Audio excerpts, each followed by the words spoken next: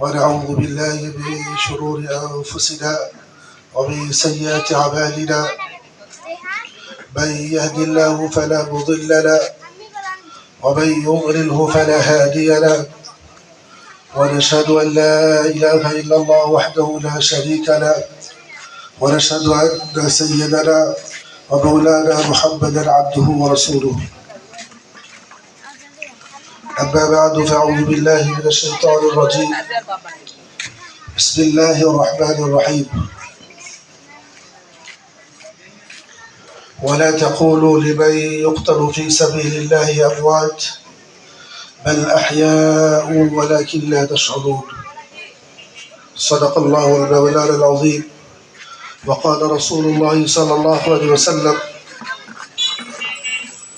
علموا أولادكم القرآن ومحبتي ومحبة أهل بيتي صدق الله المولانا العظيم وقال تبارك وتعالى في كلامه المجيد إن الله وملائكته يصلون على النبي يا أيها الذين آمنوا صلوا عليه وسلموا تسليما اللهم صل على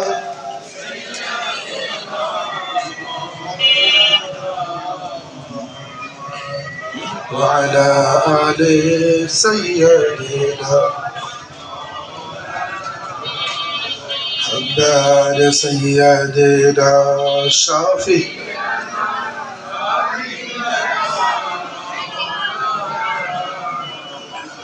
وعلى آل سيدنا مولانا محمد ما كان محمد أبا أحد من رجالكم ولكن رسول الله وخاتم النبيين وكان الله بكل شيء عليما اللهم صل على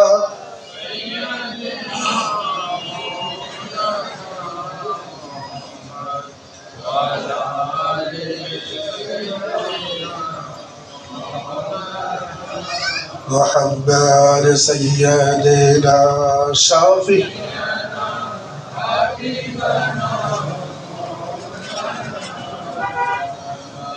وعلى آل سيدنا مولانا محمد إن الله وملائكته يصلون على النبي يا أيها الذين آمنوا صلوا عليه وسلموا تسليما اللهم صل على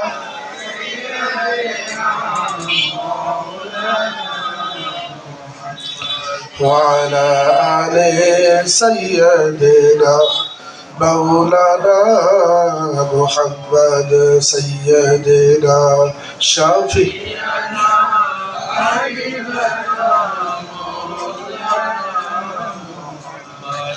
وعلى آل سيدنا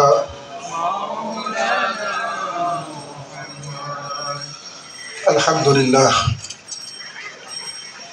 আল্লাহ জাল্লা শানুহু আম্মা নওয়ালুহু লাখো কোটি শুকর যে রব্বুল আলামিন আমাদের সকলকে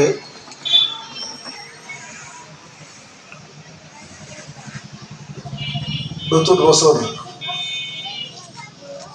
1446 হিজরি নতুন বছরের 9 তারিখ অতিবাহিত করে 10 তারিখে আমরা উপস্থিত হয়েছি। আল্লাহ তাআলা আমাদের সকলকে 10 তারিখের রাতে মুহররমের 10 তারিখে তার রাতে দ্বীনি মজলিসে বসার তৌফিক দান করেছেন। এই জন্য সর্বপ্রথম আমরা অন্তরস্থল থেকে আল্লাহ পাকের শুকরিয়া আদায় করি, সকলেই বলি আলহামদুলিল্লাহ। প্যারা নবী মুহাম্মদুর রাসূলুল্লাহ সাল্লাল্লাহু আলাইহি ওয়াসাল্লামের উপর দরুদ পাঠ করি, সকলেই বলি সাল্লাল্লাহু আলাইহি ওয়াসাল্লাম।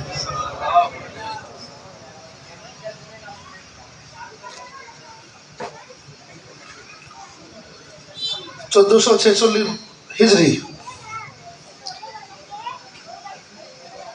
আমরা মনে কম বেশি সবাই জানি আমাদের চন্দ্র হিসাবে, চাঁদ হিসাবে মুহররম মাস এটা বছরের শুরু। চাঁদ হিসাবে মুহররম মাস বছর শুরু, আর ইংরেজি হিসাবে বছর শুরু হলো কোন মাস? আর আরবি হিসাবে হ্যাঁ মুহররম। কিন্তু ছোট ছোট বাচ্চারা জানে না, বড়রাও জানে না, কিন্তু ইংরেজি হিসাবে কিন্তু বলতে এক বাক্যের সবাই বলবে জানুয়ারি। ঈমানওয়ালাদের প্রত্যেকের জন্য জানা জরুরি, কেননা এই মুহররমের ব্যাপারে আল্লাহ তাআলা এক আয়াতে কারিমা নাযিল করেছেন। বিসমিল্লাহির রহমানির রহিম, ইন্না ইদ্দাতাশ শুহুরি ইনদাল্লাহি 12 শাহরা ফি কিতাবিল্লাহি ইয়াওমা খালাকাস সামাওয়াতি ওয়াল আরদা মিনহা আরবা'তুন হুরুম। আল্লাহ তাআলা মানুষকে 12টা মাস দান করেছেন, 12টা মাস দান করেছেন। তার মধ্যে থেকে 4টা মাস এটা সম্মানী মাস। আল্লাহ তাআলা বলতেছেন, আমি যখন আসমান এবং জমিন সৃষ্টি করেছি তখন কি করেছি? আমি মানুষের জন্য, মাখলুকের জন্য মাস দিয়েছি, 12টা মাস দিয়েছি। এই 12টা মাসের ভিতরে 4টা মাস হইল সম্মানী মাস, যে মাসে কোন রকমের গোড়া কাজ করা যাবে না, কোন রকম নাফরমানি করা যাবে না। 4টা মাস কি আসলে এটা আমাদের জানার দরকার। আল্লাহ তাআলা আমাদেরকে 12টা মাস দান করেছেন, কিন্তু 12টা মাস জিজ্ঞেস করলে সবাই বলতে পারবেন, কিন্তু 12টা মাসের ভিতরে আল্লাহ পাক সম্মানী 4টা মাস বানিয়েছেন।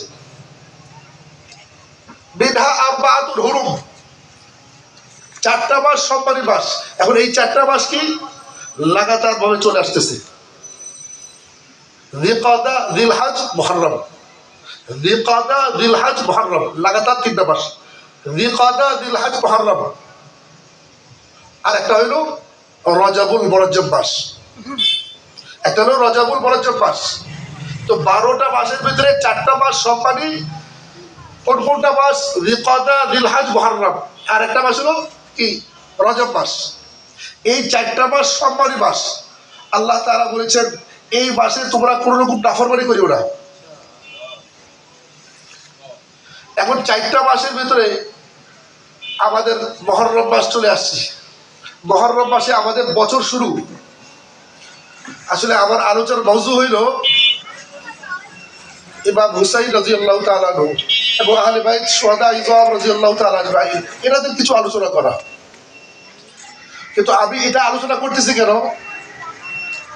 আসলে এই আলোচনাটা তো এই মাসে হয়েছে। আমি যে আলোচনা করব আপনাদেরকে শোনাবো, তো এটা তো এই মাসে হয়েছে।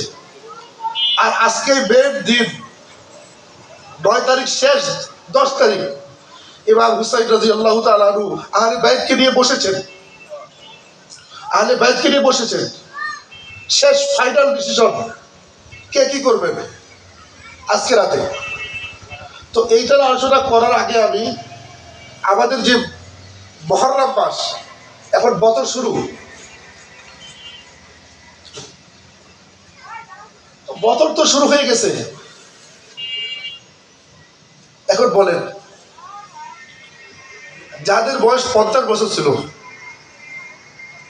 যাদের বয়স 60 বছর ছিল, তাদের 50 বছর থেকে কি 1 বছর কমে গেছে? 49 বছর হয়েছে না 51 বছর হয়েছে? যাদের 50 বছর বয়স হয়ে গেছে তাদের এখন বয়স হইল 51 বছর চালু হইল।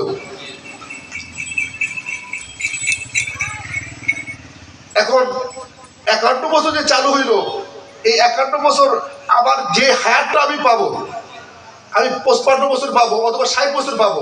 এখন এই 60 বছরের ভিতরে আবার হায়াত বাড়লো না কমলো?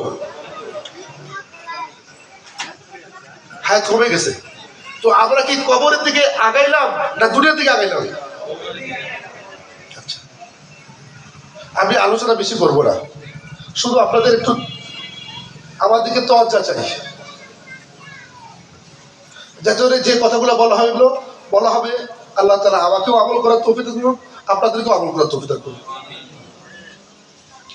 যাদের যেটা বয়স হয়ে গেছে, এখন নতুন বছর শুরু হয়ে গেছে, নতুন বছরের শুরুতে আল্লাহর কাছে তওবা করতে হবে, গিরাজারি করতে হবে। আল্লাহ গত বছর যেটা চলে গেছে এ বছর তো আপনার হুকুম মানতে পারি নাই। আসলে আমার উপর নামাজ পড়েছিল, নামাজ পড়তে পারি নাই। আমার উপর রোজা পড়েছিল, রোজা রাখতে পারি নাই। আমার উপর জাকাত পড়েছিল, জাকাত দিতে পারি নাই। আমার উপর হালাল উপার্জন ফরজ ছিল, করতে পারি নাই। আল্লাহ কাছে তওবা করা।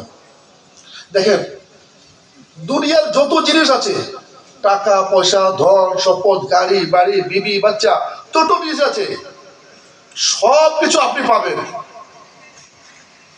কিন্তু একটা জিনিস আছে, এটা আর ফেরত পাওয়া যাবে না। এই যে আজকে যে দিন 9 মুহররম, এই যে দিনটা, আজকে মঙ্গলবার 1446 হিজরি, এই মঙ্গলবার এই রাতটা আর জীবনে ফেরত আসবে না। আমার জীবনে আর ফেরত আসবে না। দেখেন, আপনি সবকিছু পাবেন, টাকার বিনিময়ে টাকা পেয়ে যাবেন, বিবি পেয়ে যাবেন, সন্তান পেয়ে যাবেন, দুনিয়ার আসবাব পেয়ে যাবেন, কিন্তু এই যে সময়টা চলে যাবে, এই সময় যাওয়ার পরে আপনি কোটি কোটি টাকা দিয়ে দেন, পুরো দুনিয়া দিয়ে দেন, কিন্তু এই সময়কে আর ফেরত পাবেন না। যদি কেউ সময় ফেরত পাইতো, তাহলে রাজা বাদশাহ যারা ছিলেন বা যারা এরকম ছিলেন, ওনারা পড়তেন না। এই জন্য ভাই, যারা যে হায়াত পেয়েছেন, যারা যে হায়াত পেয়েছেন, সামনে যে হায়াত পাবেন, নবীজি সাল্লাল্লাহু আলাইহি সাল্লাম বলেন, এটাকে তুমি কি করো, মূল্যায়ন করো, এই হায়াতকে মূল্যায়ন করো। যখন চলে যাবে, উদাহরণস্বরূপ আপনি নামাজ পড়েন না, কিন্তু আপনার ইচ্ছা আমি নামাজ পড়বো, এই কালকে থেকে করবো, পরশু থেকে করবো, এই পরের দিকে করবো, সামনে রোজা থেকে রাখবো। কিন্তু এমন সময় চলে আসলো কি আপনি সবকিছু ঠিক আছে, কিন্তু আপনার পা চলে না, আপনার পা চলে না, আপনার কোমর চলে না। আপনি নামাজে দাঁড়াবেন, এটা শক্তি নাই, নামাজে দাঁড়াবেন শক্তি নাই। এখন আপনার সবকিছু আছে, কিন্তু আপনার নামাজ পড়বেন, কিন্তু আপনার এটা শক্তি নাই। এই জন্য ভাই, এই যে আমাদের নতুন বছর চলে আসতেছে, নতুন বছর চলতেছে, এই নতুন বছরকে মূল্যায়ন করি, পিছনে যা হয়ে গেছে আল্লাহর কাছে তওবা করি। নতুন বছর, নবীজি সাল্লাল্লাহু আলাইহি সাল্লাম বলেন যে তোমরা তোমাদের সন্তানদের 3টা কাজ শিখে দাও। নবীজি সাল্লাল্লাহু আলাইহি সাল্লাম বলেন, তোমরা তোমাদের সন্তানদেরকে 3টা জিনিস শিক্ষা দাও নতুন বছর হিসাবে। আমরা সবাই মনে রাখবো, নতুন বছর হিসাবে রাসূলুল্লাহ সাল্লাল্লাহু আলাইহি সাল্লাম বলেন, তোমরা তোমাদের সন্তানদেরকে 3টা জিনিস শিক্ষা দাও। 1 নম্বর হইল, আল্লিমু আওলাদাকুমুল কুরআন ওয়া মুহাব্বাতি ওয়া মুহাব্বাতা আহলি বাইতি। নবীজি সাল্লাল্লাহু আলাইহি সাল্লাম বলেন, তোমরা তোমাদের সন্তানদের 3টা জিনিস শিক্ষা দাও। 1 নম্বর হইল, তোমাদের সন্তানকে কুরআন শিক্ষা দাও। 2 নম্বর, ওয়া মুহাব্বাতি, আমার মুহাব্বত শিক্ষা দাও। ওয়া মুহাব্বাতি ওয়া মুহাব্বাতা আহলি বাইতি, আর আমার আহলে বাইতের মুহাব্বতকে শিক্ষা দাও।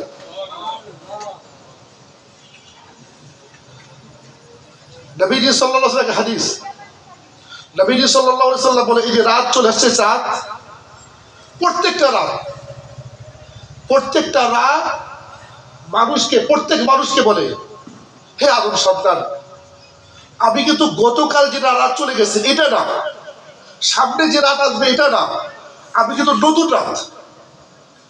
নবীজি সাল্লাল্লাহু আলাইহি হাদিসে বলেন, প্রত্যেক রাত মানুষকে বলে, আমি নতুন রাত, আমি তোমার জীবনে নতুন আসছি, আর আসবো না। তুমি এই রাতকে পেয়ে মূল্যায়ন করো। নবীজি সাল্লাল্লাহু আলাইহি সাল্লাম বলেন, যখন নতুন করে সকাল হয়, তখন সকালবেলা, এই যে সকালবেলা, সে মানুষকে বলে, হে আদম সন্তান, আমি তোমার জীবনে নতুন সকাল আসছি, আর সকাল আসবো না, এই সকালকে মূল্যায়ন করো। তো ভাই, এই যে রাত চলে যাচ্ছে, এই রাত আর কিন্তু জীবনে আসবে না। সামনে সে সকাল, এই সকাল যে যদি আসে, এই সময় কিন্তু আসবে না। নবীজি সাল্লাল্লাহু আলাইহি সাল্লাম বলেন, তোমাদের সন্তানকে 3টা জিনিস শিক্ষা দাও। 1 নম্বর হইল, আল্লিমু আওলাদাকুমুল কুরআন, তোমার সন্তানদেরকে কোরআনের শিক্ষা দাও। আসলে এইটা আমার আলোচনার বিষয় না, কিন্তু নতুন বছর হিসাবে এটা আলোচনা করতেছি, আমি ওইদিকে আগাবো ইনশাল্লাহ। আমাদের সন্তানকে নবীজি সাল্লাল্লাহু আলাইহি ওয়াসাল্লাম তোমরা তোমাদের সন্তানকে কোরআনের শিক্ষা দাও। এখন দুনিয়ার সমস্ত শিক্ষার জন্য কিন্তু আমরা সবাই ব্যস্ত, বিবিএ বিএ এবং অন্যান্য যেগুলো বড় বড় উপরে লেভেলের যে পড়াগুলো আছে সবাই পড়তেছি, চাইতেছি কি আমার সন্তানকে আমি এরকম ভালো ডিগ্রি দিব। কিন্তু কোরআনের সময় আমরা কি করতেছি, কোরআনের সময় করতেছি যাতে করে লামসাম করে আমার সন্তান কিছু কোরআন যেন পড়া শিখে যায়, বাস পড়া শিখে গেলেই শেষ। আসলে কোরআন কারীম তো আল্লাহ তাআলা এই জন্য মানুষকে দেন নাই তুমি শুধুমাত্র হালকা পাতলা করে শিখে নেবা বাস এটাই শেষ। আসলে কোরআন কারীম হইল মানুষের পুরা জীবন, মানুষের পুরা জীবন। এর জীবনটা মানুষ কিভাবে চলবে কোরআন কারীমকে বলা হইতেছে এইটা হলো হালাল, এটা হলো হারাম, এটা হলো জায়েজ, এটা হলো নাজায়েজ। এটা তোমাকে পথ দেখাই দিবে, তুমি যে সঠিক পথে চলবা বা খারাপ পথে চলতেছো এটা তোমার বলবে কোরআন কারীম। কিন্তু আজকে দেখেন আমরা কোরআন কারীম থেকে বহুত দূরে। কতজন মানুষ আছি যারা আপনাদের বাচ্চাকে সঠিকভাবে কোরআন কারীম পড়াইতেছি, আর যারা কোরআন কারীম পড়াইতেছি তারা কতজন মানুষ আছে যারা কোরআন কারীমকে বাচ্চাকে তর্জমা শেখাচ্ছে, তর্জমা শেখাচ্ছে কি আল্লাহ তাআলা যে আমাকে আমাদের বাবা আদম থেকে কিয়ামত পর্যন্ত আমাদের কাছে কোরআন কারীম থাকবে, তো আল্লাহ তাআলা কোরআন কারীম কি বললেন, কেন দিলেন, কোরআন কারীমে কেন দিলেন, কি বললেন? এতে আমাদের জন্য কি কিছু আছে? নবীজি সাল্লাল্লাহু আলাইহি ওয়াসাল্লাম বলেন তোমরা তোমাদের সন্তানদেরকে কোরআনের শিক্ষা দাও। 2 নম্বর, এদিকে তাফসীরে লম্বা যাইতেছি না। 2 নম্বর নবীজি সাল্লাল্লাহু আলাইহি ওয়াসাল্লাম বলেন কি ওয়া মুহাব্বতি, আমার মহব্বতের শিক্ষা দাও, আমার মহব্বতের শিক্ষা দাও। অর্থাৎ নবীজি সাল্লাল্লাহু আলাইহি ওয়াসাল্লাম থেকে মহব্বত করতে হবে এটার শিক্ষা দাও। নবীজি সাল্লাল্লাহু আলাইহি ওয়াসাল্লামের জামানায় নবীজি সাল্লাল্লাহু আলাইহি ওয়াসাল্লাম একদিন ওযু করতেছেন, পানি দিয়ে উজু করতেছেন, বদ্দা বা এরকম যে কোনো জিনিস দিয়ে উজু করতেছেন। তো পানি উজু করার পরে হাত ধোয়ার পরে যখন পানিটা পড়ে যাচ্ছে তো সাহাবায়ে কেরাম রাদিয়াল্লাহু তাআলা আজমাইন এখানে নিচে বসে পানিগুলো ধরে নিচ্ছেন, ধরে নিয়ে মুখে মাখতেছেন। হাত ধুচ্ছেন তখন, মুখ ধুচ্ছেন তখন, এরকম ভাবে উজু করার সময় সাহাবায়ে কেরাম পানিকে নিচে পড়তে দেন নাই, ওগুলোকে নিয়ে মুখে মাখতেছেন। তো নবীজি সাল্লাল্লাহু আলাইহি ওয়াসাল্লাম যখন উযু শেষ হইল, উযু শেষ হওয়ার পরে নবীজি সাল্লাল্লাহু আলাইহি ওয়াসাল্লাম বলেন কি ব্যাপার তোমরা আমার যে পানি উযুর পানিগুলা এটা তোমরা মুখে মাখতেছেন? আল্লাহ রাসূল সাল্লাল্লাহু আলাইহি ওয়াসাল্লাম আপনাকে ভালোবাসি, আপনার মহব্বতে কাজগুলো করতেছি। তো নবীজি সাল্লাল্লাহু আলাইহি ওয়াসাল্লাম বলেন শোনো, আমাকে ভালোবাসার জন্য যে আমাকে ভালোবাসবে সে 3টা কাজ করবে। আমার ভালোবাসার চিহ্ন হইল যে আমাকে ভালোবাসতে চায় বা ভালোবাসবে তার ভিতর 3টা আমল থাকবে। 1 নম্বর আমল, যে আমাকে ভালোবাসতে চায় সে যেন কখনো মিথ্যা কথা না বলে। আমি কিন্তু ধারাবাহিকভাবে আগাইতেছি। আহলে বাইত সুহাদা ইসলাম রাদিয়াল্লাহু তাআলা আজমাইন তার দ্বৈত পুত্র, নবীজি সাল্লাল্লাহু আলাইহি ওয়াসাল্লাম দ্বৈত পুত্র। এটারই তো আহলে বাইত, এরারই তো খানদান, এরারই তো বংশ, এরারই সন্তান আহলে বাইত। নবীজি সাল্লাল্লাহু আলাইহি ওয়াসাল্লাম বলেন কেউ যদি আমাকে ভালোবাসে, এই কথাটা কাকে বলতেছেন? সাহাবায়ে কেরাম রাদিয়াল্লাহু তাআলা আনহুম বলতেছেন কেউ যদি আমাকে ভালোবাসতে চায় সে যেন 1 নম্বর আমল মিথ্যা কথা যেন না বলে।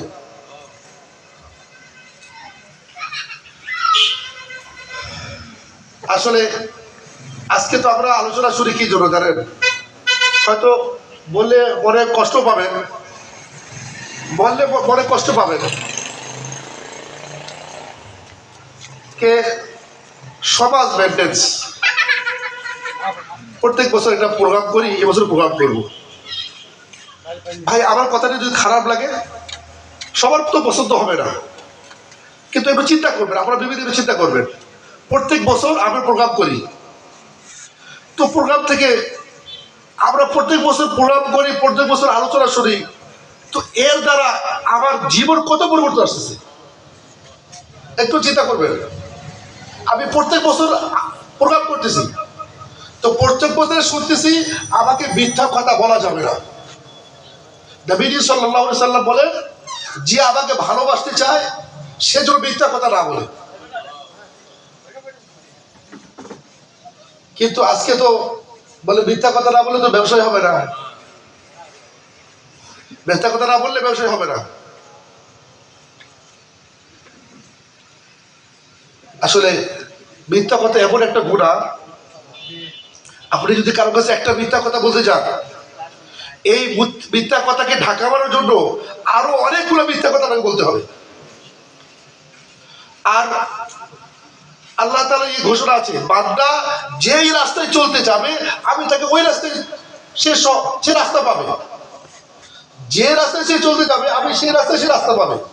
আমি তো মানুষকে দুইটা রাস্তা দিয়েছি, আমি মানুষকে দুইটা রাস্তা দিয়েছি, একটা হলো সঠিক পথ, একটা হলো নাফরমানি পথ।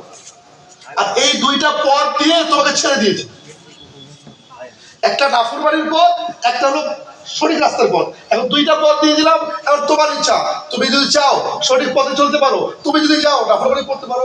উদাহরণস্বরূপ, আপনি যদি চান ফজরের নামাজ, আপনি যদি চান কি আমি না ফজরের নামাজ জামাতে মসজিদে পড়বো, তো আপনার মনকে ঠিক করে আপনি মসজিদে চলে যাবেন, নামাজ পড়বেন।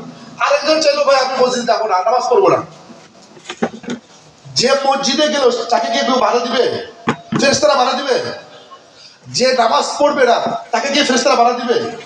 না।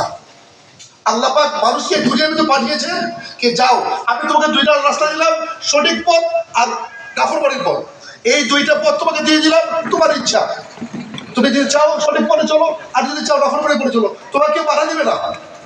কিন্তু মনে রাখবা, এই যে যে দুনিয়াতে আমি পাঠাইলাম এটা অল্প সময়ের জন্য, অল্প সময়ের জন্য। কত অল্প সময়ের জন্য?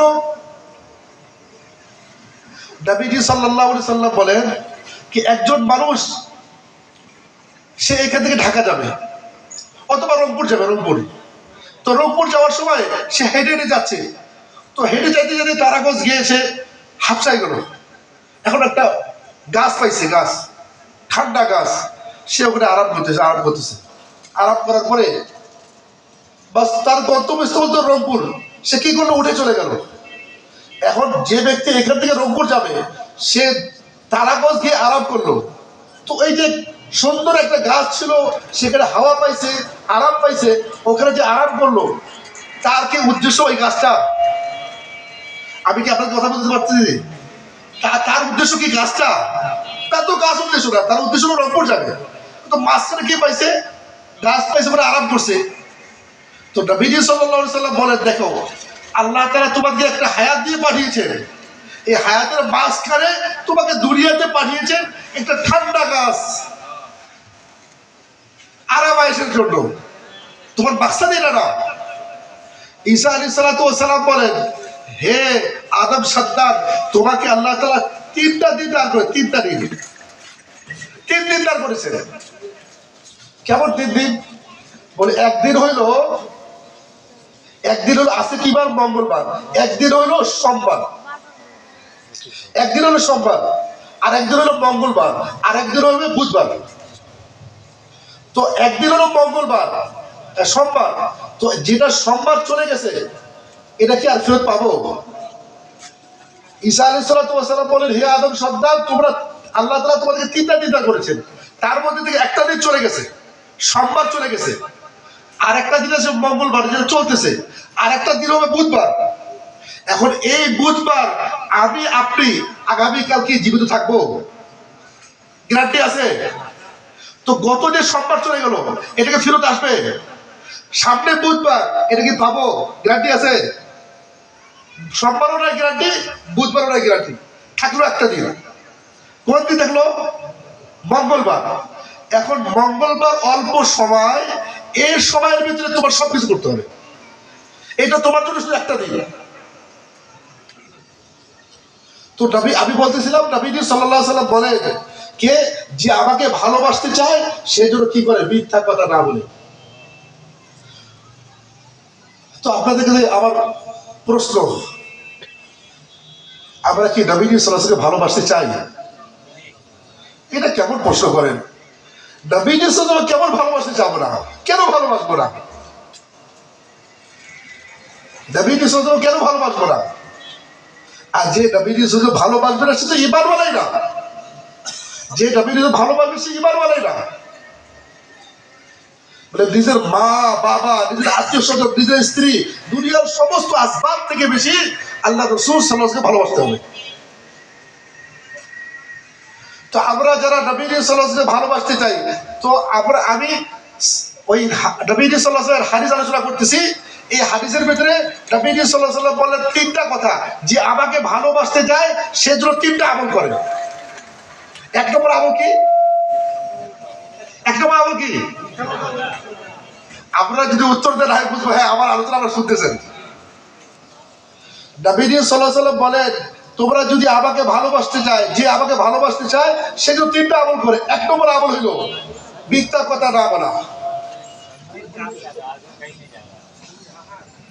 দেখেন, আপনি বলবেন আমার দ্বারা হয়তো এটা আমল হবে না।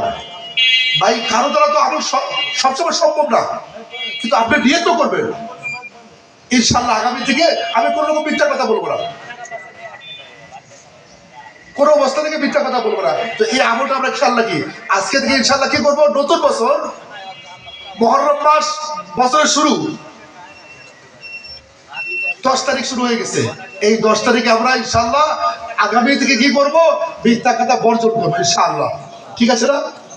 2 নম্বর, নবী সাল্লাল্লাহু আলাইহি ওয়াসাল্লাম বলেন যে আমাকে ভালোবাসতে যায় তার 2 নম্বর আমল হইল সে যেন মানুষকে ধোঁকা না দেয়। তাহলে যারা দোকানদারি করি, ওই বস্তার ভিতরে মসুর ডালের ভিতরে পাথর ঢুকাই দেবো, মসুর ডালের ভিতরে ছোট ছোট পাথর ঢুকাই দেবো, গমের ভিতরে পাটির ডাল ঢুকাই দেবো, আর কি করব? উপরে আবার জিনিস জন্য ভারী হয়ে যায় পানি ঢেলে দেবো।